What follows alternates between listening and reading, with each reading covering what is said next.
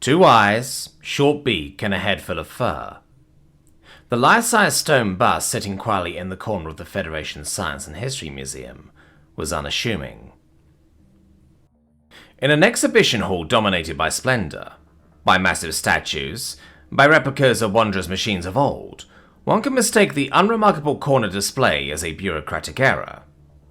Perhaps the museum simply ran out of room in the storage downstairs. Felfer only noticed it because it was next to the restroom. She examined the curious scribbles carved into the plaque on it. Gibberish. As expected for the ancient history exhibit. She sighed and turned to leave to rejoin her school field trip group, only to find herself beak to beak with one of the museum curators, an elderly man hunched over on his walking stick, with a museum signature blue and white employee vest. "Wondrous, isn't it?" the curator chuckled. "Our collection of precious artifacts from before the Dark Ages." Felfer resisted the urge to roll her eyes. Of course the crusty old historians here would worship every archaeological scrap here like they contained the meaning of life itself. "That one?" she asked, pointing her beak towards the massive rainbow-coloured trophy taking up half the room in its centre. The curator followed her gaze. "The planetary engine reactor core?" He scoffed at the machine. "That one's a fake. There was a new study on it, just over 1,000 years old. History, yes, but not quite ancient history. We just haven't gotten around to moving it upstairs to its rightful place. No, I'm talking about the stone head." "The stone head?" Felfer said, stealing a quick glance behind her.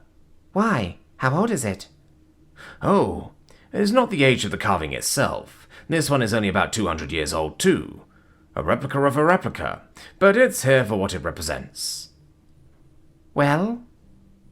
Felfer looked at him impatiently. "What is it supposed to be?" "It's quite simply the species that conquered death itself." "Conquered death? As in they invented gene therapy first, or digital consciousness?" she asked. She'd heard those big words used by adults before. Great-great-grandma was very sick and chose to be uploaded when she was in first grade, but they could still talk to her in a computer. It wasn't quite the same, but things weren't so bad. The curator shook his head. "No, all species die eventually.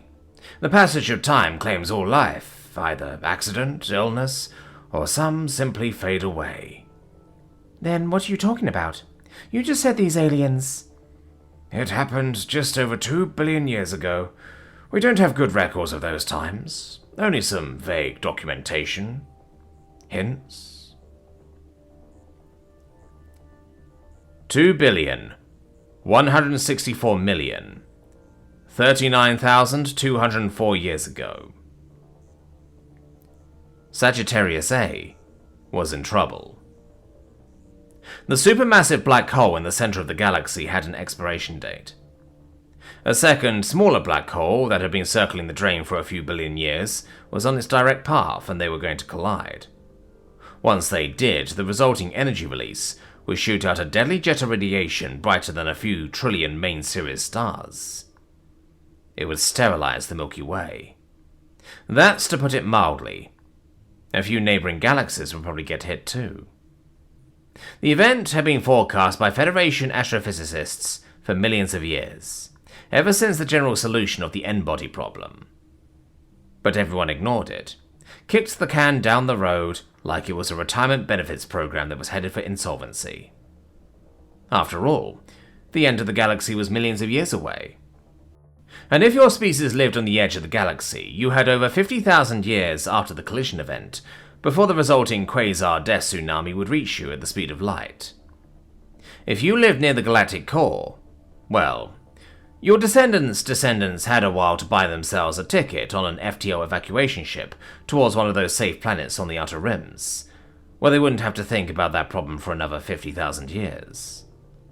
Beyond that, what could you do? T-minus 138,230 years. In the timescale of the galaxy, generations passed in the blink of an eye.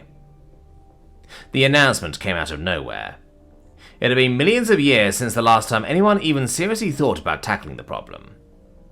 The headline made it onto page 8 of the Federation Times, right behind breaking news from the front lines of 16 interstellar wars. Young species announces, "We refuse to go gently into that good night." The humans. Not particularly known for their long-term survival instincts. Not particularly known for their technology nor military might. Mildly famous in their region of the galaxy, or infamous depending on who you asked, for their love of impossible challenges. The impossible challenge in preventing the collision and collapse of two supermassive black holes. You could defend yourself against a fleet. You could defend against an asteroid. You could even defend against a rogue star. That was what the expensive planetary engines were for. But of all the technological miracles of the Federation, no one had figured out how to move a black hole. Black holes were the enigma of the universe. A deep dark hole where everything went to die, including light. You couldn't destroy one. You couldn't even land on one. Beyond the boundary of no return was the event horizon. Nothing could possibly escape it unscathed, except a minute amount of Hawking radiation, and possibly the power of love, and Federation scientists had no idea how they were supposed to extract either from one. The humans came up with an idea, one based on an ancient asteroid defense scheme. While they couldn't land on a supermassive black hole, they could certainly add to it. And they calculated that if they added enough mass to the black hole, and given enough runaway time and enough added mass, the two black holes would go just fast enough towards each other to miss one, the first passed. They shoot past each other for another orbital period, resetting the clock of Armageddon by another few 100 billion years.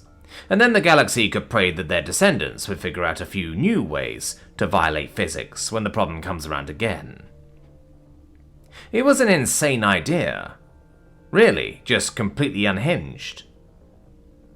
The committee they commissioned to explore the problem spent about 3 decades identifying a few million stars in relatively worthless uninhabited systems near the galactic core that could be thrown into the black holes. Finding enough mass and minimizing galactic orbital disruption didn't take long. What took decades to resolve was that every interstellar species in the galaxy had a few preferences about the way they light their night skies. This one's the centerpiece star of a multi-civilizational religion. We need that one for our backup navigation instruments. Sorry, we actually built a secret military base in that one. These weren't insurmountable problems.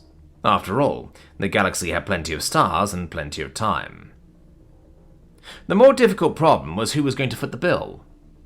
Even with planetary-scale engines, the total cost of what the humans called Project Shoemaker would be somewhere around a century's worth of the Federation's gross intergalactic product. Possibly more. There were a lot of unknown unknowns. Pretty much the only thing that was known was that it was going to be costly. While the Federation Congress haggled over the budgeting, the humans acted. Some of them, anyway. The rest of the Federation got the sense that the humans weren't so much motivated by the urgency as they were by the exciting prospect of solving an impossible problem. Project Shoemaker solicited donations and funding to commission the mass construction of new planetary engines. And while some of the more prominent species of the Federation were making plans to simply use the same engines to boost their planets out of the galaxy to escape the incoming quasar storm, the project was already sending its people and machines onto the first few stars identified as expendable for the survival of the Milky Way.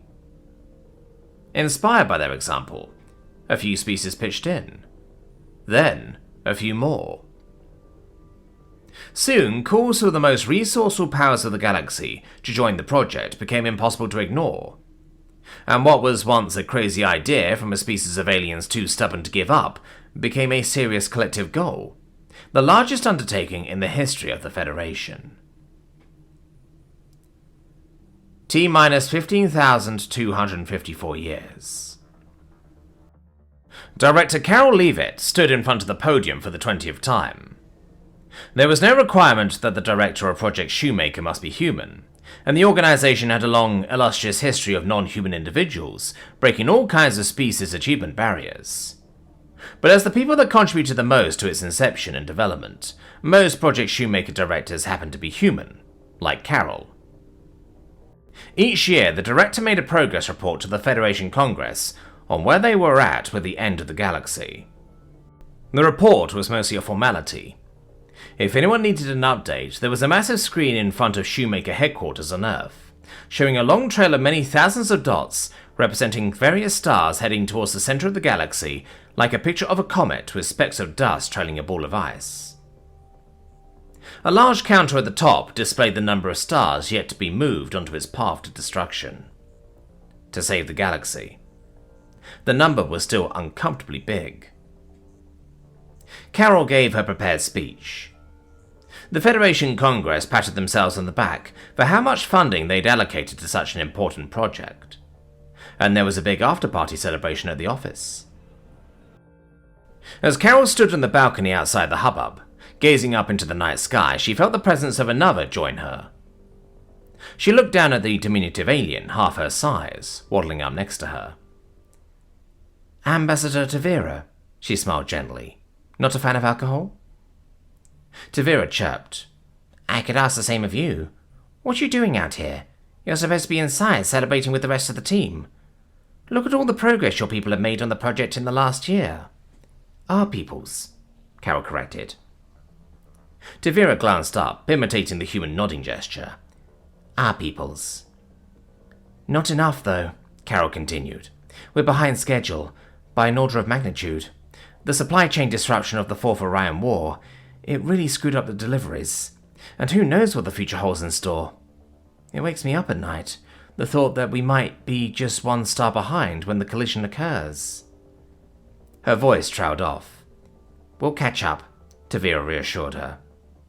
"Might take a while, but things will come together. Likely sooner than you think.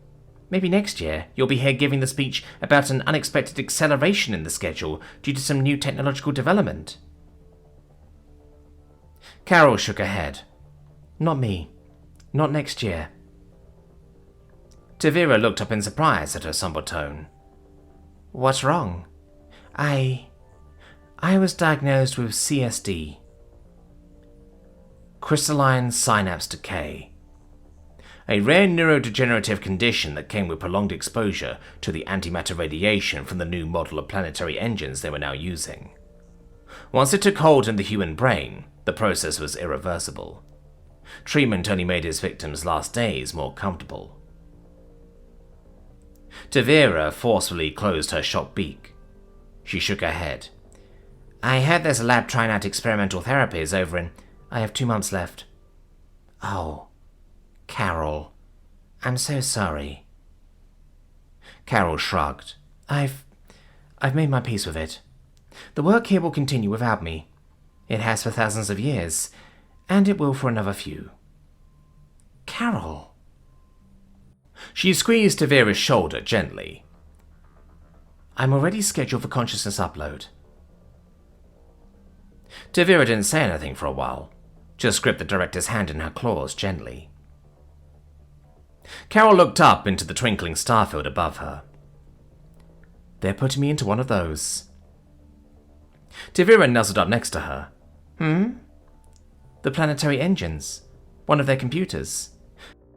That way I can continue our work, like the directors and researchers before me." "I'll miss you." Tavira sniffed heavily. "We'll all miss you." "Maybe I'll visit," Carol replied. "Show you around my new home and my new job as a digital sapiens." Tavira struggled to hold back tears. "As an FTL navigation computer?" "No," Carol sighed, wiping some moisture off her friend's face with the back of a wrinkled hand. "I think I'll make a delightful coffee maker." Tavira chirped involuntarily as she fell into the human's tight embrace. T-minus 582 years. Carol inspected the hundreds of critical notifications screaming for her attention. Her overworked engines were taxed to their limits. The hydraulics in the hangar bay leaked copiously, not that they were ever going to be used again. Her radiation shielding was no longer sufficient to prevent gradual data corruption, and the biologicals had been evacuated for their own safety decades ago. There was nothing she could do about the issues. With only a few hundred years left, she didn't have time for another maintenance cycle. Despite the millions of years of warning they had, it was all coming down to the wire. She picked a minor supergiant near the galactic core to be her last trip. Carol could feel its intense heat spreading across her hull, slowly eating away at the thermal insulated materials that were falling apart at the seams. Just one more trip. At some point in the last 2,000 years, the doomsday black holes had gotten close enough to each other that it was getting more difficult to reliably measure the metrics needed to determine their precise trajectories. All the new mass being thrown around into them didn't help make the calculations easier. The only reason the planetary engines still knew where to go was by looking at the gaping hole in their sensors, where no light escaped. In other words, it would be impossible to tell if the collision was still on track or if they managed to avert disaster. Not until after. She contacted the network, looking at the last few operational units still reporting in, each hauling ass either towards or away from the danger zone. "Anyone got sensor data from their last delivery?" she sent. When the black holes increased mass by shredding the stars the planetary engines were throwing at them, they sent out radiation bursts like they were burping. Measuring those gave Project Shoemaker a better idea where they were. One of the engines, named Nalra, replied with a long string of code. The data was corrupted, but only mildly. Carol reassembled it and ran it through her barely functioning calculation module. Target's mass and vector approximated. About 73% chance of averting the collision. Those were good odds at a blackjack table in a Titan casino. Terrible odds for the survival of literally everything. "Carol, you aren't going to make it. You won't make it in and out." She checked the signature on the sender. It was Birkenstein. He was an assistant director for Project Shoemaker at one point, way before her time. That old fossil held the record for the most mass moved in his sector, mostly due to his advantage of being there the longest. The leaderboards weren't fair, but they let him have it. After all, he'd been doing the job for thousands more years than they had. At least he'd get the prize t-shirt to show for all his hard work. In her idle processing power, Carol finally did the calculation she'd been intentionally putting off. Birkenstein was right. If she wanted to make it in time, she had to burn her main engines all the way in, with the payload itself. She could only make it in, not out. Carol knew the extra star she was hauling to the black holes would only add a digit several figures after the decimal to the ultimate probability of success, but with a more billion sapient lives and a few 100 billion systems all on the line, it was more than worth it. Just one more. "I gotta try." Birkenstein didn't send anything back for a moment, an eternity for a digital sapience. "I'll see you on the other side," he replied, a few human heartbeats later. Carol knew that he understood. Of course he did. As she queried the local network, she saw that Birkenstein was attaching himself to a small white dwarf near the projected collision site. She wasn't even sure how his insulation had anything left, but by some miracle he continued to transmit status updates. His one voice joined the thousands on the network, muttering in unison the war cry of the engines of Project Shoemaker. "Just one more. Just one more. Just one more." T plus 40 years. It took Project Shoemaker another 40 years after the projected collision event to finish analysing the readings and announce their confirmed results. The end of the galaxy was cancelled. And for years, for decades, the research stations near Sagittarius A continued to receive and record the final transmissions of the heroes of Project Shoemaker, their FTL antennas disabled, broadcasting their last bytes through their backup lightspeed transmitters before charging down the gravity well, approaching its event horizon forever. Just one more. "Then what happened to the humans?" Felva asked eagerly. "Most of the rest of them must have survived." The curator shrugged. It's lost to history. Billions of years since then, anything could have happened. Many other species have come and gone since then. Maybe they've left the galaxy. Maybe they've been mixed up with another species through crossbreeding. Maybe they've transcended to another dimension. Who knows? He stepped up to the stone bust, brushing at the engraving on its plaque. All we know now is that they have conquered death. Felfer looked at him with a puzzled expression. Conquered death? How? The old curator pointed at the ancient words with a trembling claw. There was a human saying, "You only truly die when someone says your name for the last time." He stepped back, standing next to Felfer, as they admired the small stone figure standing watch from the corner of the exhibit. Thus the humans have conquered death, for the galaxy will never forget their name.